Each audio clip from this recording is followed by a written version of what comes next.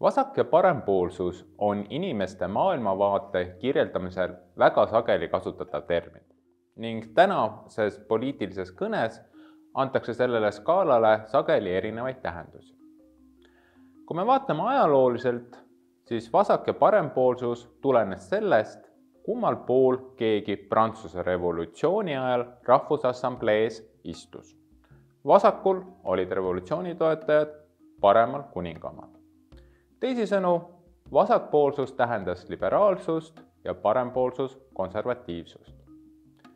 Seoses ühiskonna moderniseerumisega 19. sajandil nihkus poliitiline kese hoopis sotsiaalmajanduslikele küsimustele, millest tulenevalt hakkas vasakpoolsus tähendama suuremat rikkuse ümberjagamist ühiskonnas ning parempoolsus selle minimaliseerimist. Tänasel päeval on aga populistlike jõudude poolt hakatud taas sisse tooma selle skaala algset tähendust, mille järgi liberalism on vasakpoolsus ja konservatiivsus parempoolsus.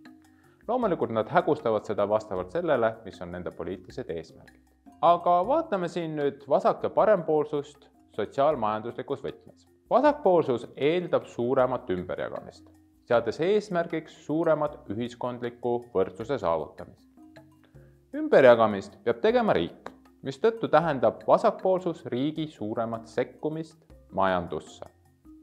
Oma äärmuslikus vormis võib see suisa tähendada eraomandi keelamist, mida kommunistid ajaloos on teinud. Kuid sotsiaaldemokraatlik vasakpoolsus tähendab pigem maksude kasutamist, et vähendada sissetulekute lõhesid ning seeläbi pakkuda tervele ühiskonnale suuremat turvatunnet. Sageli tähendab see suuremat panustamist nende poolt, kes on jõukamad, näiteks läbi astmelise tulumaksu.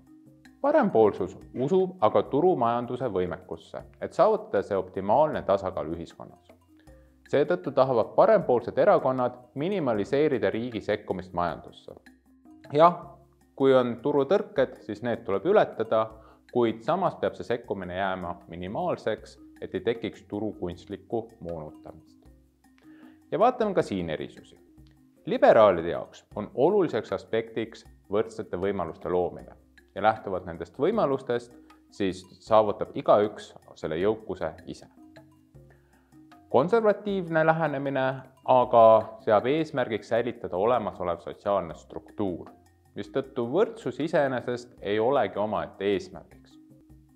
Ja kui me vaatame äärmuslikku lähenemist, siis äärmuslik parempoolsete jaoks sotsiaalne ebavõrdsus on täiesti loomulik nähtus, mistõttu riik ei peaks tegelema üldse ümberjagamisega, vaid panustama tootlikkuse kasvu. Ja fašistlik majanduspoliitika tugineb puhtalt sotsiaaltarvinismile, mistõttu nemad eeldavad, et tugevam jääb ellu.